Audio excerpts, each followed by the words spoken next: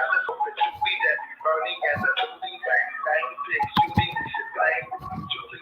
Daddy for the camera's kinda white and nose candy that you lying on the system to a gangster wearing panties.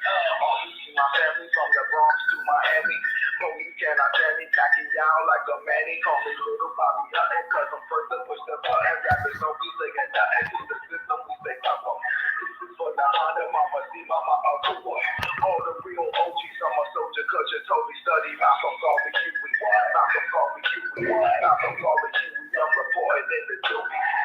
Sticky, icky, yours truly hit with duty. Don DePino, M.A. Uno, you know how we drop the jury. This is real, not a movie, not Mickey Donald Goofy. I'm a soldier, I abort a bitch nigga like the Cooley. Fresh pair of khakis, we can do this like we fam. Go to war like the Apache. For whatever, I stay ready. I learned that in Tallahassee. Mama too, they used to school me as a juvie, skipping classes. Never let the system use me. My duty is my passes. Watch the homies in your army. They don't know it, so they bad to keep your families living healthy. Teach your children about they blackness. Teach your wifey how to use the ratchet. This shit is classic. Get your food, clothes, and shelter. Fuck the system, pimping backwards. I ain't hating. I'm just saying, if you wanna be a rapper, study Malcolm Garvey, Huey. Malcolm Garvey, Huey, Curtis, Malcolm Garvey, Huey.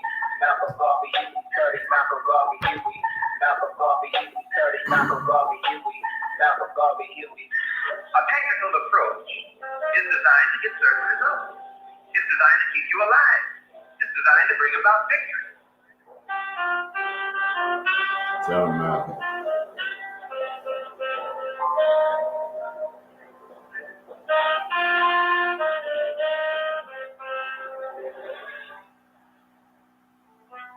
Don't let anybody take your land. Be proud of our heritage. Somebody said earlier tonight, we don't have anything to be ashamed of. Somebody told a lie one day. They couched it in language. They made everything black, ugly, and evil. Look in your dictionary to see the synonyms of the word black. It's always something degrading and low and sinister. Look at the word white, it's always something pure.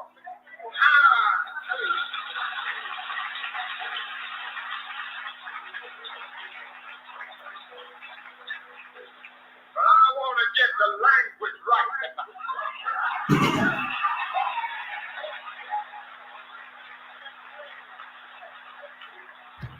I want to get the language so right that everybody here will come. Yes, I'm black, I'm proud of it, I'm black and beautiful.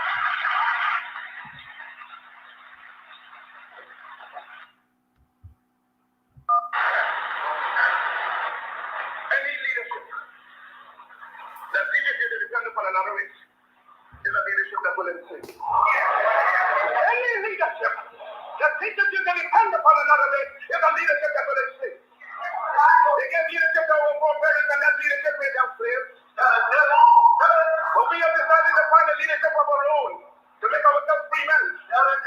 Our great scholars have advanced through the colleges and universities have thrown away the Dutch records. Babylon did it.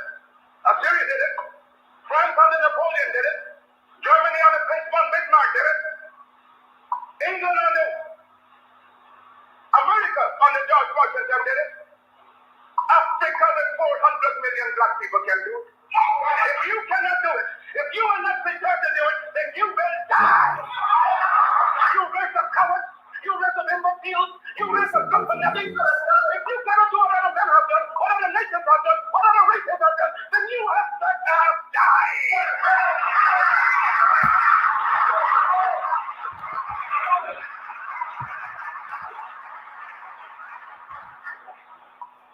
Can we do it? We can do it. We shall do it. We shall do it. We're praying to God for people and for leadership. But He has given us a universal vision. A vision that will not limit our possibilities to America. A vision that will not limit our possibilities to the West Indies. But a vision that said it must be a free and redeemed Africa. Christ the crucified, Christ the despised. We appeal to you for help for succor for leadership. When you endeavor to carry your burden back to Calvary, when white men scorn you, when white men scorn you, when white men spot upon you, when white men pierce your side, or the good little one of us was, it was a black man in the never same material who took across the world of the height of Calvary. And now if we are bearing our burden being so heavy, we can pass into the purpose of God. Oh, yes, the cause is grand, the cause is good. Surely we shall not turn back. Oh, till on, almighty shepherd, say, till on until the flag of the red, the black and the green is worship on the hills of the Africa. Because the time has come for the black man to forget it, the old worship of adoration. And to create an emulate the old of it all. We must celebrate our own things, create our own records, and elevate the positions of fame and honor. Black men and women who have made it this big contribution to our racial history. Ah, yes. Marcus giving us our orders. Welcome to Alkebulan News. Once again, I'm your combat reporter, Brother Tutmos Sankara. Streaming to you live on New Black Panther Party Radio, YouTube, Facebook, getting this social media thing together here. But Marcus is speaking in the tone of nationhood here as we go into our Kwanzaa season, collective work and responsibility. This is the crux of the teachings of Marcus Garvey, to understand how to become a nation and how to put that collective work and responsibility together. And so to understand Comrade Marcus and the example that he gave to us, what I wanted to do this evening was, first of all, give us from this volume here, Marcus Garvey Hero by Tony Hill. It is in a series of books. Understanding in the path of organizational work, one must continue to hone one's historical knowledge and organizational historical experience, and to understand that, so that we know that where we're going in today's morass of pandemic genocide. And in this collection by Tony, all praise due to the ancestor, there are 9 volumes here, and I just want to read them off to you. There's number 1, Literary Garveyism, Garvey Black Arts in the Harlem Renaissance. And then there's the poetical works of Marcus Garvey. We know these songs and poems that Marcus Garvey has produced. Number 3, Marcus Garvey Hero, a first biography. That's this volume. Number 4, Amy Ashwood Garvey, Pan-Africanist, feminist, and wife number 1. 5, African Fundamentalism, a literary anthology of the Garvey movement. At this time, when this volume was written, that wasn't out. It says forthcoming, but that is out now. 6, The Pan-African Connection, From Slavery to Garvey and Beyond. Sounds interesting. Number 7, A Message to the People, The Course of African Philosophy by Marcus Garvey, edited by Tony Martin. So Marcus was giving us a course of African philosophy there. You can check that out. Number 8, Race First, The Ideological and Organizational Struggles of Marcus Garvey and the Universal Negro Improvement Association. That's the one right there. That got all the stuff from the court and who snitched and all of that. Number 9, The Philosophy and Opinions of Marcus Garvey. Of course, we know, which is really a kind of continuation of that. Those last 2 volumes really can be studied together.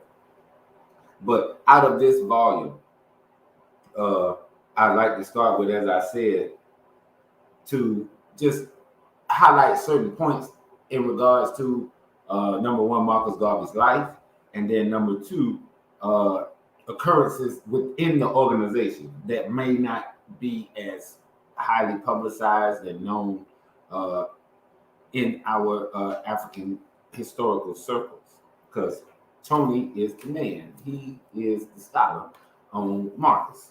He has those volumes and more. But an interesting thing I was reading about Marcus Garvey's early life and of those around him and where he had come from. And Dr. John Henry Clark often spoke these Africans who had from Jamaica and from the West Indies already laid that path of Pan-Africanism that Garvey was able to learn from, come out of, and ultimately take it to its zenith. So it says here, a fair number of Afro-West Indians of the late 19th century had actually been born in Africa. Many more would have parents and grandparents born there. And with the freedom that came with emancipation had come also a freedom to express their deep interest in their African motherland. Mandingos from Trinidad asked to be sent back home to West Africa, and at least once succeeded in making it back to Gambia. In the 1850s, churchmen from Codrington College in Barbados established a mission in the Rio Pongo area of what is now Guinea. In that same decade, Edward Wilmot Blyton immigrated from St. Thomas in the Virgin Islands to Liberia via the United States. In time, he became one of the greatest of 19th century African scholars and statesmen and was a favorite author of the young Marcus Garvey. So you see that root coming out of that which had already occurred with Edward Wilmot Blyton. You also had others. I'm not sure if they were mentioned here, but Bishop Henry McNeil Turner. They're talking about West Indians here. And I think Bishop Henry McNeil Turner was too, but I know Mark Delaney he was a diasporan African born in the United States. And he also had immigrated to Africa. He often called that father of Pan-Africanism, military officer Martin Delaney. So these are some of the figures, Edward Wilmot Blyton, that were the predecessors to Garvey out of the West Indies. It says here, in 1865, 346 Barbadians immigrated to Liberia, partly due to the influence of Blyton. One of them, Arthur Barclay, eventually became president of Liberia from 1904 to 1912.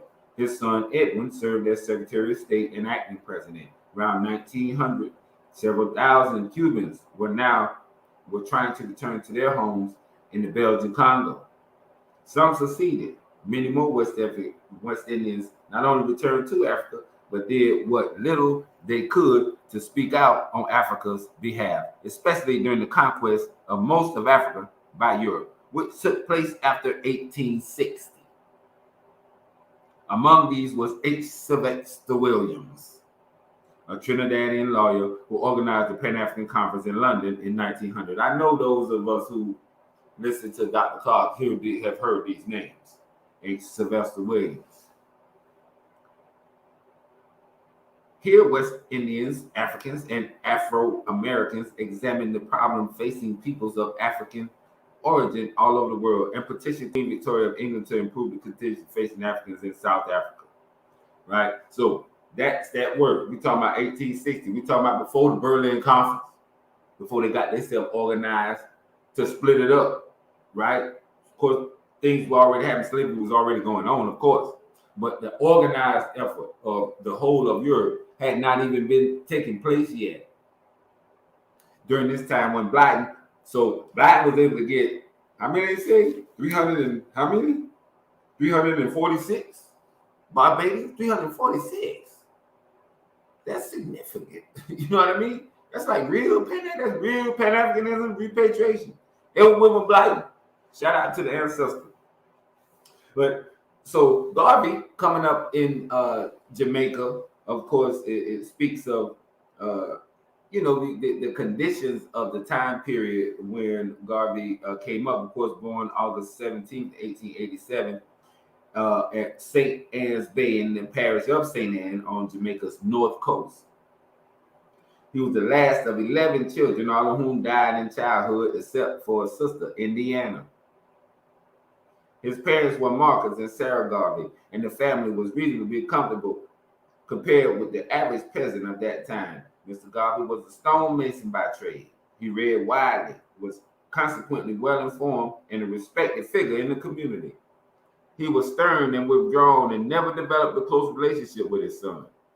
He was said to be a descendant of Jamaica's Maroons, the well-known African slaves who escaped to the hills and forced the British to recognize their virtual independence, even during the days of slavery. Miss Garvey was quite unlike her husband. Marcus once described her as a sober and conscientious Christian, too soft and good for the time in which she lived. Marcus loved St. Anne's Bay. Years later, he would write, I was born in the beautiful parish of St. Anne near the falls of the Roaring River. I grew with nature and drank much of her inspiration. His boyhood days were active and full of varied experience. He was a strong boy and well liked by his playmates who looked up to him as somewhat of a leader. And then it goes into, we know the thing about the white friends that Garvey had, and when he came to understand that there was something different about him, that they no longer held him in the same light. So we go into the period of time where the trade takes place, and this is very significant when you talk about Marcus Garvey.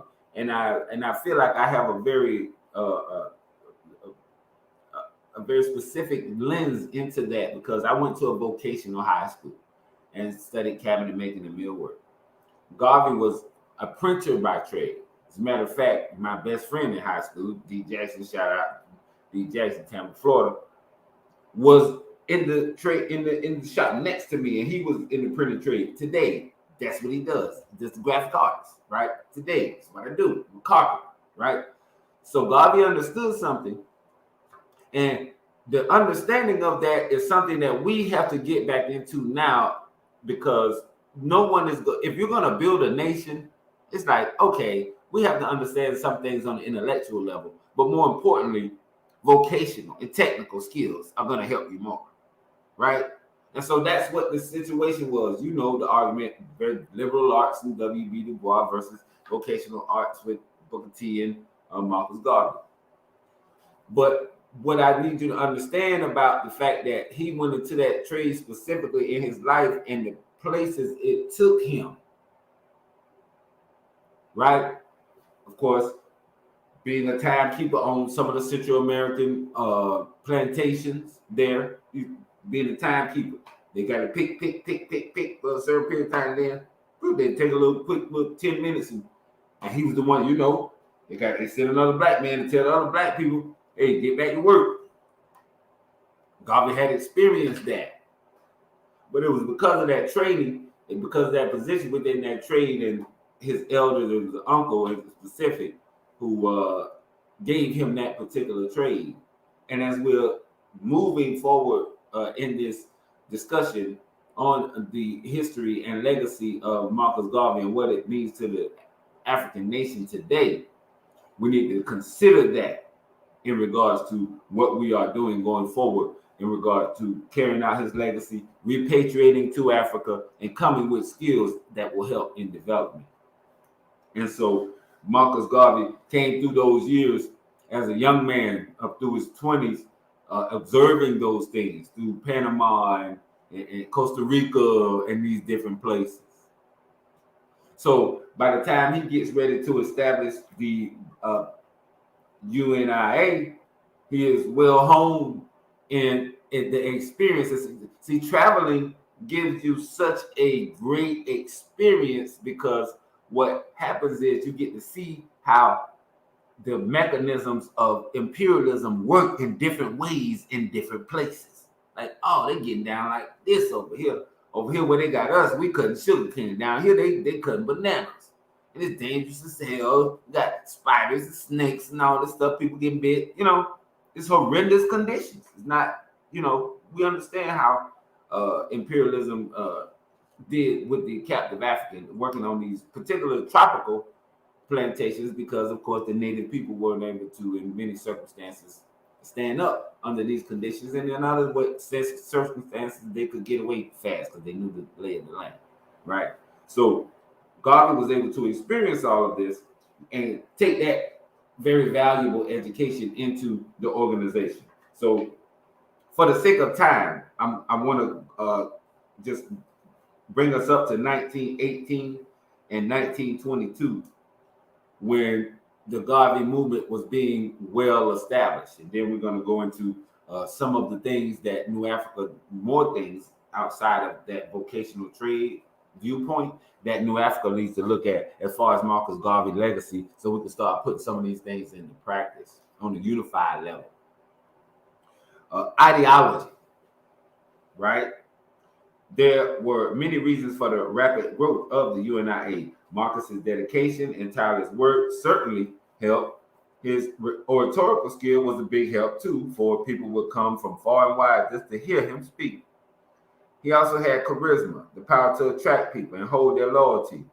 He could exert tremendous power over an audience. He could stir their emotions and sweep them along with the power of his words. And the mass of people who became his followers were known for their loyalty.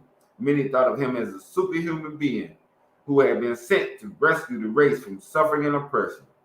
The times were also suitable for the spread of Garvey's message, for the period around the end of World War I was one of ferment in many countries. The war had been fought supposedly to make the world safe for democracy, and as it neared its end, oppressed people began clamoring for some of that democracy that the politicians had spoken about. The Russian Revolution in 1917 and the Irish Easter Uprising in 1916 against the British were, like the formation of UNIA, part of that worldwide ferment. So we're setting the tone of the time to understand that this was a great period of political transition throughout the world, with that great world war having been taking place and us gaining the consciousness and unity to start demanding the liberation that was due an independent people. And so let's talk about the newspaper, because that's very important. And particularly in this time of social media and even what we're doing right here, right? I always call it propaganda, because when you present yourself before someone, then you owe it to yourself and the people, based on the seriousness of the situation that we're in. We're under genocidal conditions, that you speak seriously and you go straight to the point of what it is that you're dealing with. Like, actually, you don't look at entertain yourself. Somebody has to be the one that grabs the political horns and seeks to steer the bull to a position whereby which we can gain some kind of leverage and control in whatever avenue, right? And so media and these type of things gives us that opportunity, particularly with internet neutrality, if you want to call it that, because we know what happens when we get real serious with this guy, right? They shut that guy down, right? But the Negro World, the weekly newspaper, was Marcus's most successful publication. It began in the autumn of 1918 and was published up to 1933. Within a few years, it became the most widely distributed black newspaper in the world. English was its main language, but sections were also printed in Spanish and French. The front page of each issue usually carried a stirring message from Marcus Garvey. UNIA members all over the world read and discussed these messages at their weekly meetings, much the same way that Christians read the gospel at church services on the Sabbath. The British, French, and other colonial rulers in Africa and the West Indies were very fearful of the Negro world. They did not take kindly to Marcus's preachings of race pride and anti-colonialism. They therefore banned the newspaper in such places as Trinidad, Honduras, British Guiana, the Gold Coast, Ghana, Zimbabwe, and elsewhere, including all the French African colonies. You know, the French was seamen usually smuggled the paper in whenever it was banned. Wherever it was banned. Persons found with it in those countries were allowed to be fined or imprisoned. In Zimbabwe in 1927, an African was given life imprisonment for importing a few copies of the Negro World. So the boys in Zimbabwe been there out there smoke like all the time, right? You start to see these reoccurrences of particularly focused revolutionary energy in certain places over time in history. He was later released when protesting Africans took their case all the way to the British Parliament. Marcus told the British that they were wasting their time by trying to suppress his newspaper. Speaking in May 1920, he said, "I think the British government made a great mistake when they suppressed the Negro world, because they only opened the eyes of those sleeping West Indian Negroes to a realization that the government was trying to keep some from them, to keep them in darkness about the great progress of Negroes in the outer world," right? So this organ, which like Garvey said, it couldn't be stopped. You know, them boys working on you're gonna work us on the ships, we're gonna smuggle that Garvey in, you know, we're gonna, you know what I'm saying, we're gonna get it in there and drop that off, you know, like that dope. You know what I mean? You smuggling that junk. One of the other great projects of the Universal Negro Improvement Association that we need to revisit again is the Black Star Line, right? Hell, that idea will never go out until they find a way to fly you from here to there in 3 seconds, you know? And then with that, how you gonna get all this stuff over there with it? You always gonna need ships. You always gonna need ships, right? So New Africa needs to think about that. One of the most spectacular events of 1919 came in October that year when the Black Star Line Steamship Corporation launched its first ship, the Yarmouth. The Black Star Line was the brainchild of Marcus Garvey and the UNIA. For Black people to own a modern shipping company at that point in history seemed like an impossible dream to many. White newspapers splashed the news in disbelief all over the world. Black people rejoiced, for this event seemed to provide a ray of hope for their mostly dreary situation. The Black Star Line was designed to show what self-reliance could do. It was financed with money from its shareholders, all of whom were Black, and most of whom were UNIA members. The line also offered an alternative to the racism practiced by white shipping companies. Black passengers were usually segregated in those days. A passenger on the British ship Maraud, sailing from Trinidad to New York via Grenada, reported that Black passengers were only allowed to eat after the whites had finished. On the Black Star Line, passengers would be subjected to no such indignities. It was not easy to find qualified officers in 1919, and the Black Star Line was forced to hire some whites, including captains. Listen to me now. For his first ship, however, Marcus was able to hire as captain one of the few Black men in the world with the necessary master's license. This was Captain Joshua Cockburn, a native of Bahamas, who had sailed in Nigerian and other African waters for many years. It's like one of these Paul Cuffey cats, right? It was a proud UNIA which renamed the Yarmouth to Frederick Douglass in honor of the 19th century Afro-American leader. Many thousand Garveyites and UNIA sympathizers turned up at 135th Street dock in Harlem to witness the ship's launching on October 31st, 1919. The Frederick Douglass traveled to Cuba, Jamaica, and Panama on his first trip. A second and third trip followed, also to West Indian, Central American, and United States ports. The Black Star Line acquired a second vessel, the Shady Side, in April 1920. This was an excursion boat that took passengers on summer cruises up and down New York's Hudson River. While anchored for the winter, it sank in a snowstorm. The line's third ship was the Kanawha, which made its maiden voyage in June 1920. The UNIA renamed the ship the Antonio Maceo after the Black general of Cuba's struggle for independence. In March 1921, the Antonio Maceo sailed from New York to Cuba and Jamaica. On its return voyage, it broke down and was abandoned near Antilla, Cuba. A fourth ship ain't stopping. See, termination. You don't stop. Fail that'll get messed up. Do it again. Then do it right. A fourth ship was negotiated for, but never obtained, even though the company paid down over $20,000 on it. The Black Star Line had planned to name the ship after the famous Phyllis Wheatley. Wheatley was born in Africa around 1753, and while still a girl, was transported to the United States as a slave. Of course, so you see the history of the determination in regards to establishing that which he knew was very necessary. So we need to think about that with all of the millionaires and all that, and they all the private planes and big old houses and all that. I don't hear no Black people talking about what their Black shipping line. Where's that? Talk to me. If it's out there, prove me wrong.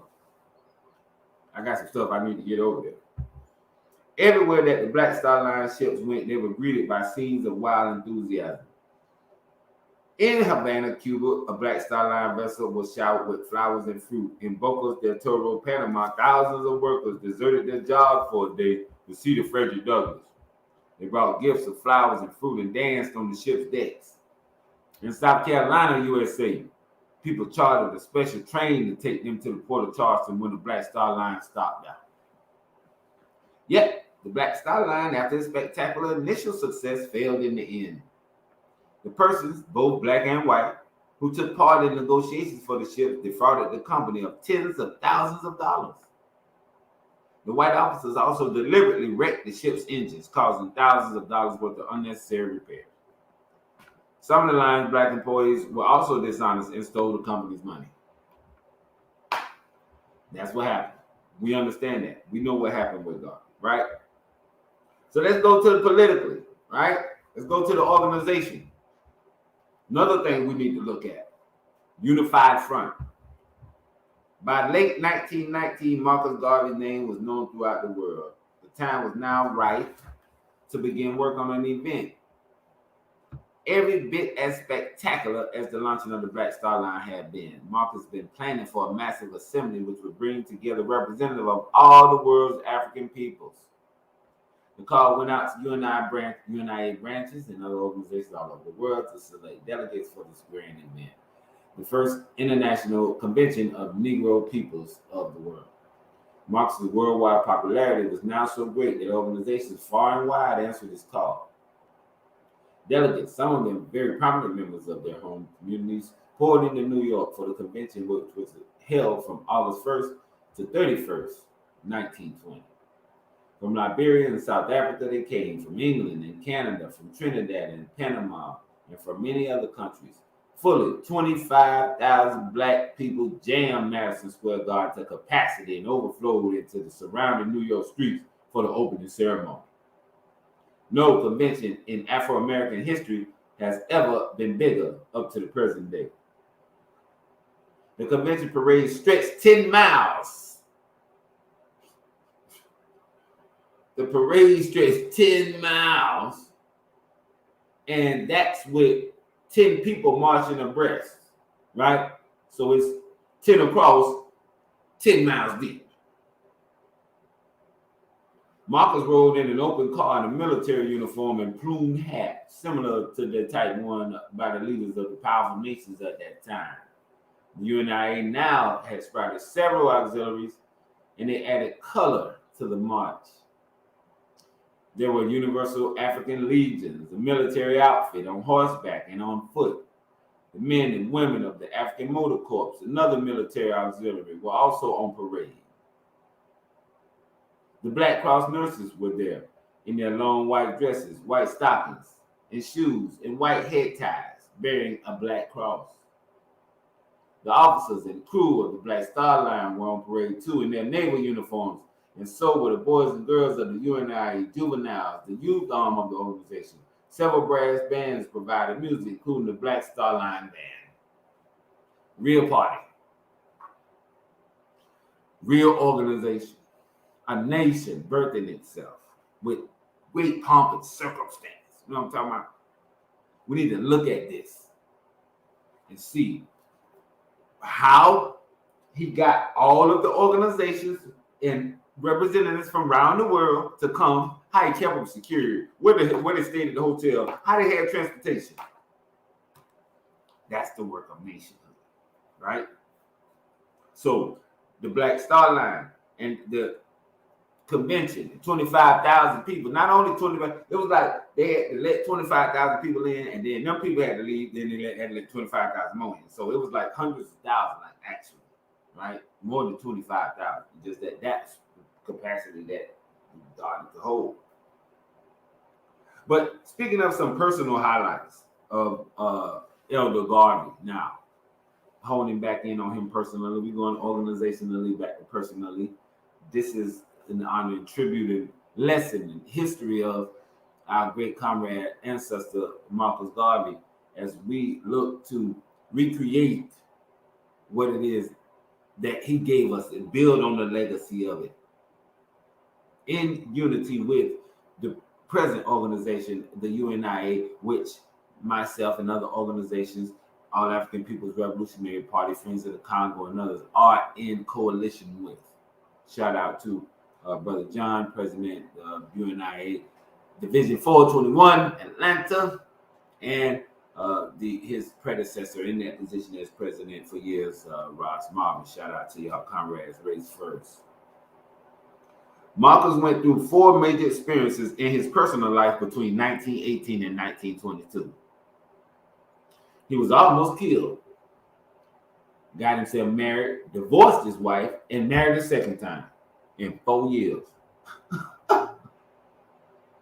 One day in October 1919, a man walked into the UNIA office and asked to see Marcus Garvey. When Marcus appeared, there was a brief conversation before the stranger whipped out a gun and fired 4 shots. 2 of the shots missed Marcus, but one hit him in the head and another got him in the leg. He was rushed to Harlem Hospital where the wounds were happily found to be superficial. The would-be assassin, one George Tyler, was taken to jail but died there under mysterious circumstances. It was widely believed that he had been hired by an influential person or persons to kill Garvey, and that he was himself killed before he could tell his story in court. Right? Check it out now. George Tyler, another one of these rat boys. Another O'Neill, Gene Roberts, one of these guys, right? Marcus was married not long after this. On December 25th, 1919, in Liberty Hall, Harlem. Man gets shot and then go get married. Right? His bride was Amy Ashwood, the 17-year-old girl he had met in Jamaica back in 1914. She had gone off to Panama in 1916, but had come to New York late in 1918. From that period on, she again became very active in the UNIA. Marcus and Amy Ashwood went on a 3-week honeymoon to Canada, but the marriage was over in less than 2 months. Marcus accused her of infidelity, dishonesty, and various other things. She made similar accusations against Marcus. Marcus divorced Amy Ashwood in June 1922 while she was away in England. 1 month later, he married another Amy, this time Amy Jock. The 2 Amys had been best friends from their teenage years in Jamaica, and Amy Jock, wife number 2, had actually been chief bridesmaid at Amy Ashwood's wedding.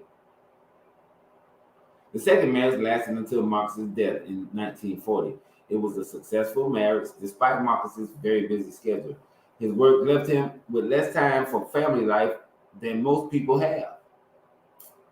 Amy Jock proved the perfect spouse for someone in his position. She began her association with Marcus in 1919 as his private secretary. From that point on, she immersed herself fully in the work of the organization. So Amy Jock, of course, is responsible for much of what we know in regards to the legacy of Marcus Garvey, many of the publications. And the first wife disputed till her death the things that she had been accused of and did not recognize the divorce between her and Garvey. Right? But Amy Jock edited the now famous collection of his articles and, Philosophy's Opinions of Marcus Garvey, Africa for the Africans. In 1927, while Marcus still in jail, she published 2 books of his poetry. Amy Jock also tried her hand at writing essays and short stories. For a time, she edited the women's page of the UNIA's weekly newspaper, The Negro World. Marcus and Amy Jock had 2 sons. In Harlem, the Garveys lived comfortably, though modestly, in an apartment not far from the UNIA offices. The furnishings included a large number of books and African art objects. Marcus's sister, Indiana, and her husband shared the apartment for a short time. Remember Indiana? All the rest of their siblings died. It was just Marcus and Indiana. So Indiana's still kicking it. She came there and stayed for a while. Her husband, they got their own place, right? So let's examine now, from the Pan-African perspective, the proliferation of the Garvey movement throughout the world and how the scope of it. Let's just try to get a scope of this work to understand, once again, like I'm saying, what it is that we got to do. Not only do we got to get organized down here in the Southeast United States from Atlanta to Houston, to back to up top to New York, in the Midwest, Chicago, Cali. We got to go down and cover the Caribbean. You know, we got to get connected on the continent for sure.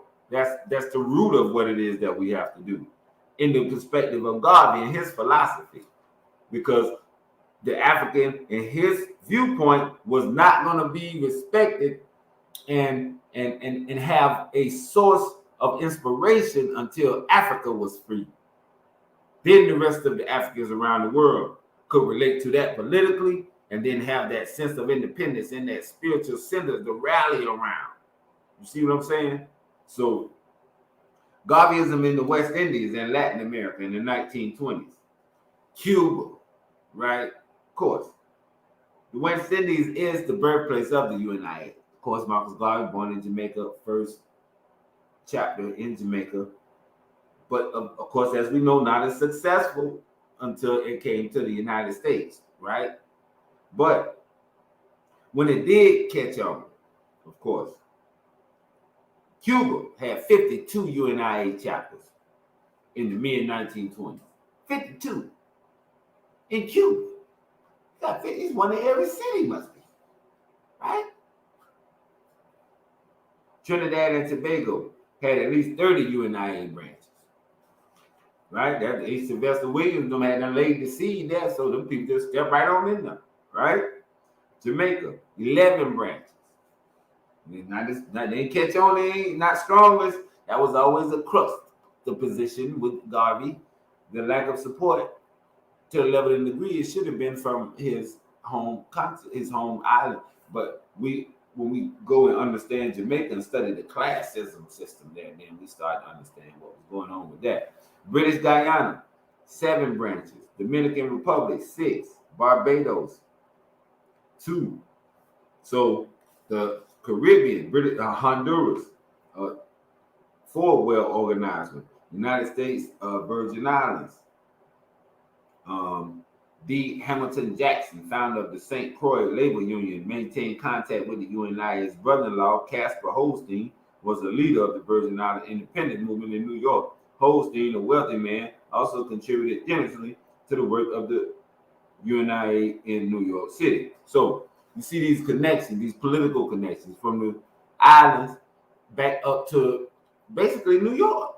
Because as we know, New York was outside of Florida, one of the main immigration points of people from the West Indies into the United States. Oh, Jamaica, Queens, whole places up there named after Jamaica, right? So same thing with the Guyanans, same thing with the Dominicans, right?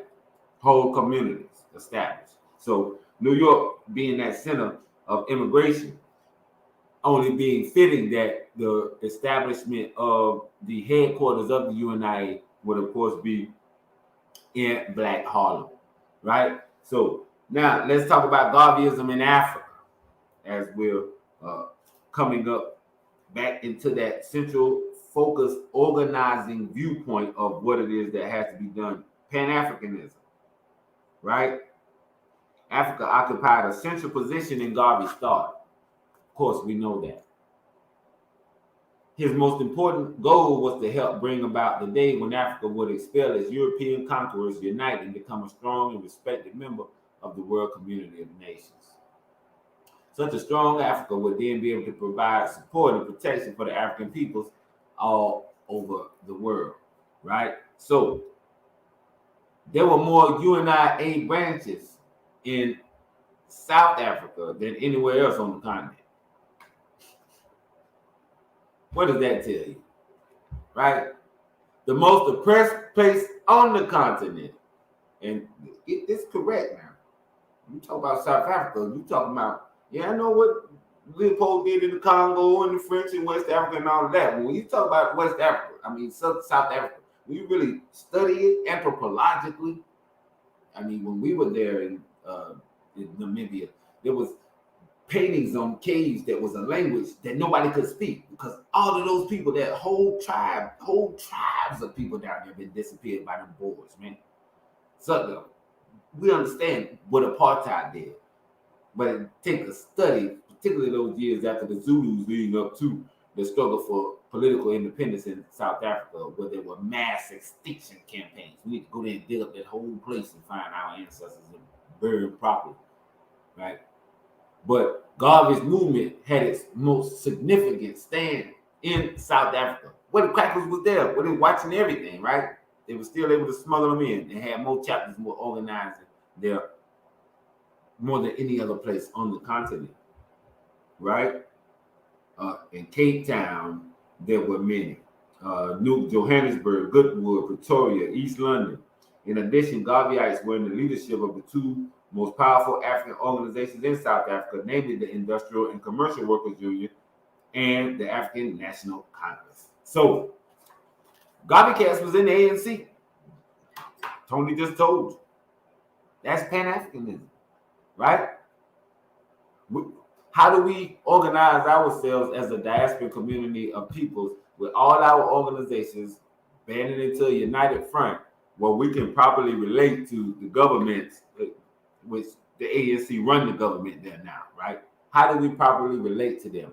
How do we expound upon the legacy of Garvey and African independence and race first from the perspective of the Africans here in the United States who have been oppressed by the greatest military power that ever existed in the history of the world?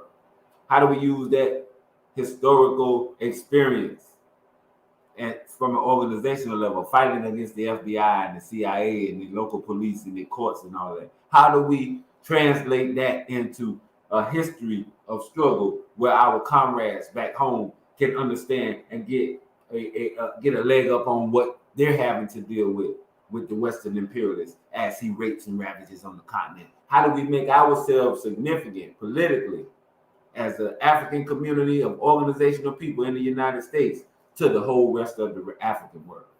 That's what Garvey was showing us how to do with these different organs, with the newspaper, with the Black Star Line, with the convention, with the factories, corporations, right? But there was not nilly-willy individual efforts of people here and there. It was one organized Negro Factories Corporation. It means everybody factory in there, right? Then we get together on how we advertise our factories together, how we get money together, how we source the origin of goods together to buy more in bulk. These simple things, just that until you think it that way and you look at a good example of it and see, then it'll make something kick off in your brain and move you towards that type of effort. So continuing to speak about Southern Africa, of course, one of these brothers was a brother, well, a few of these figures, right? The president of the ICU from 1924 to 1929 was J.G. Gooms, who was originally from the West Indies, right? Dude that came from the West Indies and went to South Africa. Now he the president of the trade union, right? Shout out to J.G. Gooms, right? So several ANC leaders were also great admirers of Marcus Garvey, and they spread the message in their newspapers. One such was James Thale, president of the Cape Western ANC, James Thale. In South Africa at the time, some African Christians had broken away from white missionaries and had established independent congregations known as Ethiopian churches. Huh? Let me read it again. In South Africa at the time, some African Christians had broken away from white missionaries and had established independent congregations known as Ethiopian churches. Remember the Ethiopian Orthodox Christian Church that was Garvey's joint. Of course, we know Ethiopia is the center of our political and spiritual selves as a continent. Some of those adopted Garvey as a prophet who, like Moses, had come to free his people from bondage. And his middle name Messiah, too. The Negro world was not actually banned in South Africa, but its agents were sometimes assaulted and harassed. The local UNIA branch in Basutoland, now the independent nation of Lesotho, was one of the largest in Africa. It reported attendances of 500 to 600 at meetings in 1926. Lesotho was at the time a British colony and was and still is completely surrounded by South Africa, of course. There was also UNI 8 branches in Lutherix and Windhoek in Southwest Africa, Namibia. One could still, in the 1980s, hear UNI 8 songs sung by old people in Namibia. Do you hear me? You can go to Namibia now and they singing that old Garvey, them old Garvey songs. And Garvey was a beautiful poet and writer whose writings and songs brought out the spiritual essence of what it felt like to be an African, how it felt to represent a nation under God. Marcus Garvey, the establisher of the order and organization of the modern African nation in the West, as it has to relate to its mother continent. Liberia had a special attraction for Garvey, right? It had been established in 1824 African-American ex-slaves who wanted to return. Over the years, it had maintained this special relationship with Africans in the Western world. It was also independent since 1847 and one of the nearest African countries to the United States and the Caribbean. Garvey hoped to move the UNI headquarters and several thousands of his followers to Liberia. His first move was in 1920 when he sent Haitian Ely Garcia as sole commissioner on a mission to Liberia. Garcia met with high government officials and outlined the UNIA's plan. The Liberians gave him every encouragement. He, however, wrote a secret report for Garvey which criticized some aspects of Liberia. He found the Liberian ruling class to be lazy and incompetent, nor did he like the way the descendants of slaves from the Western Hemisphere lorded over the native-born Africans. He advised that when the UNIA get a foothold in the country, it should right those wrongs. This report later found its way into the hands of the Liberian government and it helped turn them away from Garvey.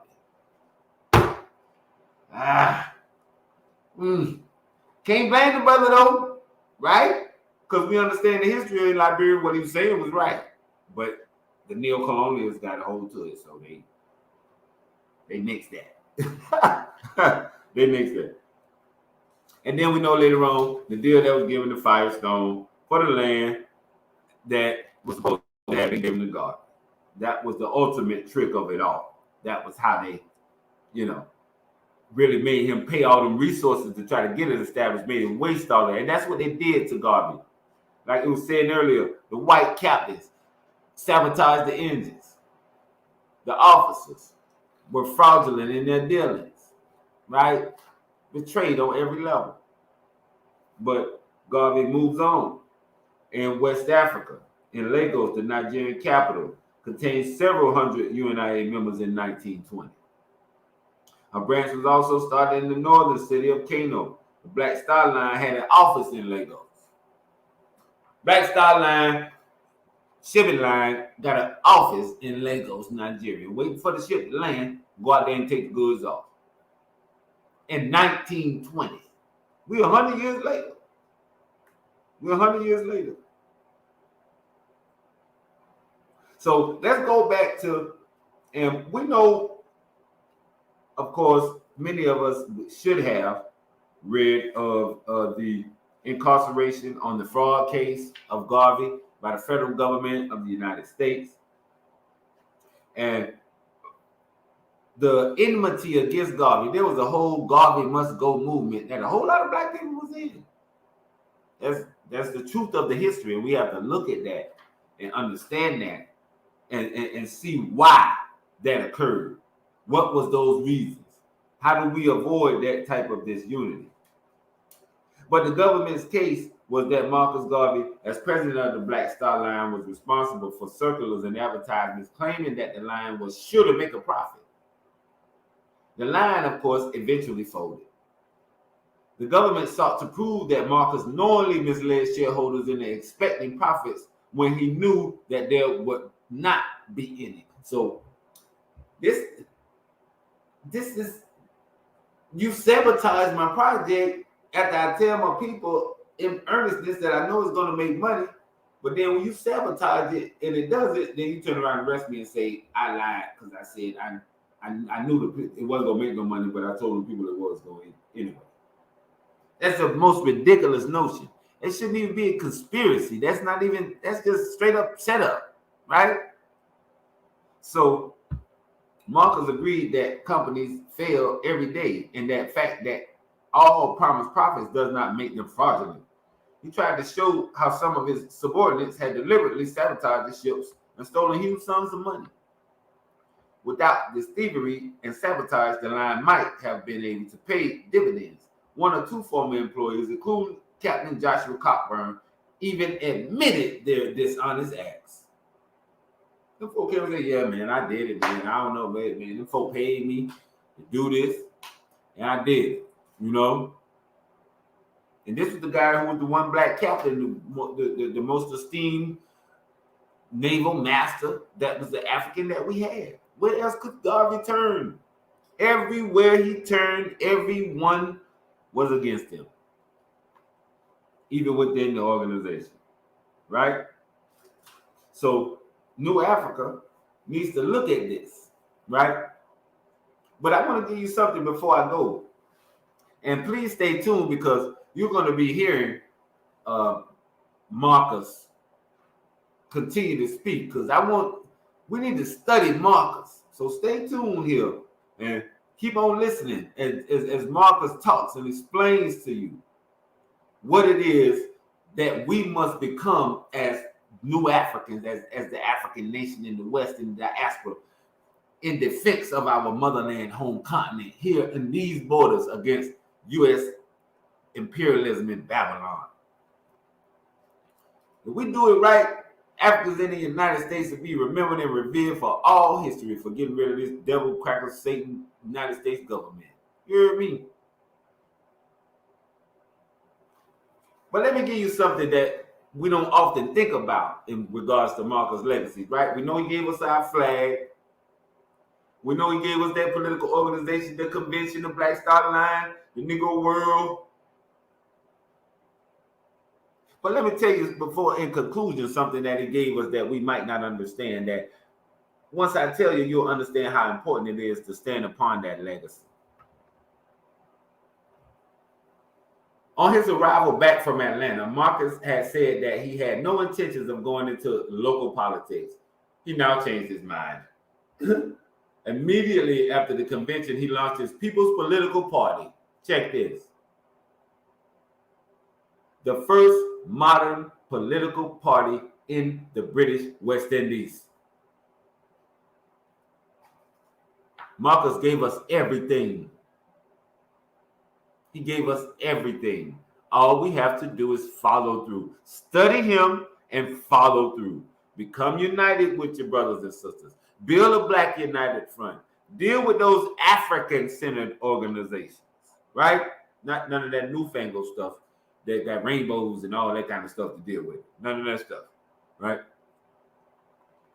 Marcus gave us the first political party in the British West Indies, the People's Political Party. Garvey had his eyes on the Legislative Council elections, which were coming up at the end of January 1930. The PPP picked a slate of candidates, with Marcus himself running for the St. Andrew seat. He also prepared for an election manifesto. Among its planks were the following: self-government for Jamaica and representation in the British Parliament, protection of native labor, a minimum wage, workers' compensation, an 8-hour working day, urban improvement, land reform, and an all-Jamaica water board for irrigation and other works. Compulsory improvement of urban areas by large companies which made huge profits in those areas, promotion of local industry, establishment of a university and polytechnic, free secondary and night school education in each parish, a national center for performing arts, a law to impeach and imprison unjust judges, prison reform, an institution of legal aid, a law against buying or otherwise unfairly obtaining votes at an election, granting Montego Bay and Port Antonio the corporate rights of cities, upgrading the Kingston Race Course into a national park, and a federation of the West Indies.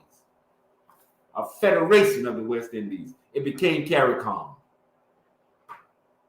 All of these things I'm naming, from prison reform to impeaching and imprisoning unjust judges, the visionary Marcus Garvey. He gave us the establishment of from the perspective of the Western diaspora, who we are as a people. He gave us what we needed to become a nation, which is number one, a flag, number two, a government. And those of us that say that we are about true organization and true African liberation need to study these lessons deeply and not just shout out the slogans, and then go into those type of united front works and build a black united front for the liberation of African people under that red, black, and green. I hope you've enjoyed this biographical, historical viewpoint on Alkebulan News of the great ancestor of Marcus Garvey. As I said, stay tuned as you will hear the great ancestor continue to give us his message of liberation, African unity, and race first. This has been your combat reporter, Brother Tutmosin Carr, here on Alkebulan News. And remember, as always, African people, stay vigilant.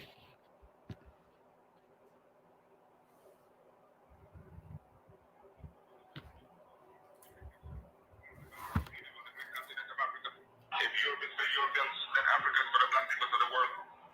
Men and women as black as I am, and even more so, have believed themselves white under West Indian order of society. I was simply an impossible man to use openly the term Negro, yet everyone beneath his breath was calling the black man a nigger. I had to decide whether to please my friends and be one of the black whites of Jamaica and be reasonably prosperous, or come out openly and help improve and protect the integrity of the black millions and suffer. I decided to do the latter. There is no future for a people who deny their past. My forebears, my grandparents, my mother and father did not suffer and die to give me an education to oppress, slight, or discourage my people. Whatsoever education I acquired out of this sacrifice of over 300 years, I shall use for the salvation of the 400 million Negroes of the world, and the day when I forsake my people, may God Almighty say there shall be no more like the youth. I unequivocally rejected the racist assumptions of much white American Christianity, namely that God had created the black man inferior and that he had intended Negroes to be a servant class, users of wood and drawers of water. I predicated my view of man and the doctrine of Imago Dei. All men, regardless of color, were created in the image of God. From this premise, quality of all men, and also the brotherhood of all men, the biblical injunction of Acts 17:26 reminds us that he created of one blood all nations of men to dwell on the face of the earth.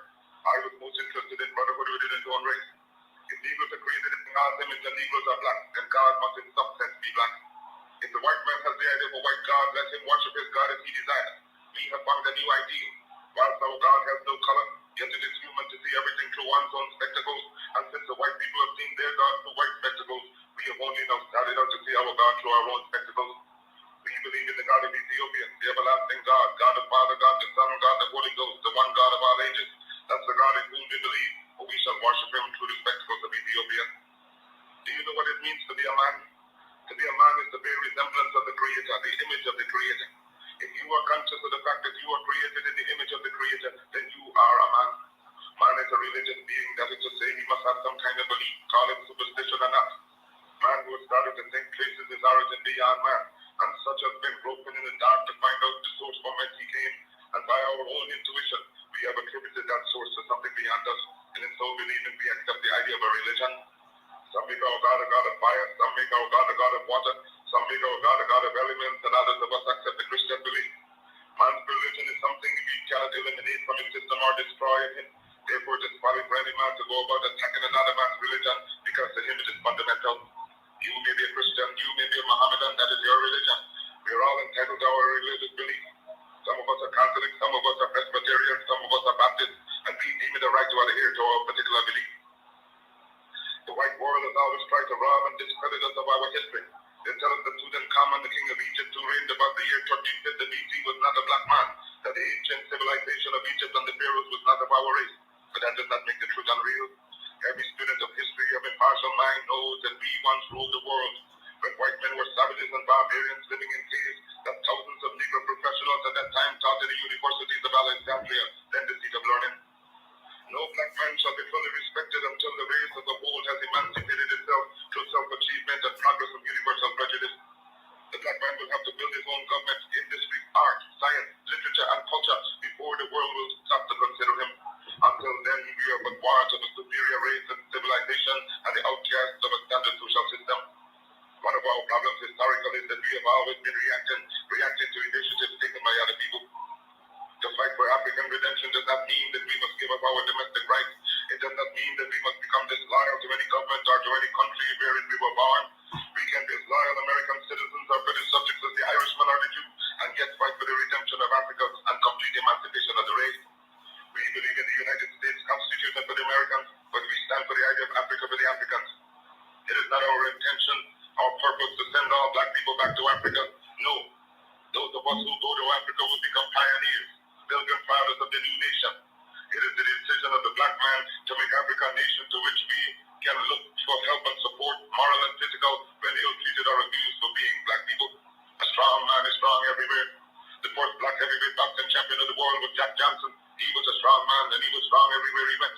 He had beaten his white opponents in Australia, he had beaten them in the United States, and he could beat them wherever they presented themselves. The African race could be like Jack Johnson. If it became strong in Africa, then it could be strong everywhere. For 250 years, we have struggled under the burden and rigors of slavery. We were brutalized, we were maimed, we were killed, we were ravaged in every way.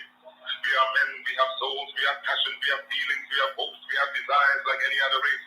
The cries raised all over the world, Canada for the Canadians, of America for the Americans, of England for the English, of France for the French, of Germany for the Germans. Do you think it unreasonable that we, the blacks of the world, should raise a cry of Africa for the Africans? The Negro is a man. We represent the new Negro. His back is not yet to the wall. We do not want his back to the wall because that would be a peculiar and desperate position. We do not want him there. It is because of this that we are asking for a fair compromise. The Belgians have control of the Belgian Congo, which they cannot use. They have not the resources to develop nor the intelligence. The French have more territory than they can develop. There are certain parts of Africa in which you cannot live at all. Now it is for you to come together and give us a United States of Africa. We are not going to be a race without a country. God never intended it, and we are not going to abuse God's confidence in us as men. We are men, human beings, capable of the same acts as any other race, possessing under fair circumstances the same intelligence as any other race. Africa has been sleeping, not dead, only sleeping. Today Africa is walking around not only on its feet, but on its brains. You can enslave us as done for 300 years, the bodies of men. You can shackle the hands of men. You can shackle the feet of men. You can imprison the bodies of men, but you cannot shackle or imprison the minds of men. Dive down, black men, and dig. Reach up, black men and women, and pull all nature's knowledge to you. Turn you around and make a conquest of everything north and south, east and west. And then when you have wrought well, you will have merited God's blessing. You will have become God's chosen people, and naturally you will become leaders of the world. And as you bow down to the white man today, so will other races bow down to you and call you a race of masters because of the superiority of your minds and your achievements. No race has the last word on culture and on civilization. You do not know what the black man is capable of. You do not know what he's thinking. You are thinking in terms of battleships, of dreadnoughts, of submarines, of aeroplanes. Do you know what we are thinking about? That is our own private business. So give us credit for being able to use our minds. And with people becoming conscious of themselves, determined to use their minds, you do not know to what extent they can go. Liberate the minds of men, and ultimately you will liberate the bodies of men. Do you know that the black man is thinking in terms of perpetual motion? He's also thinking in terms of the hidden mysteries of the world, and you do not know what your blessed and depressed by virtue of this condition and circumstance may give to the world as a surprise. Do you know that when men are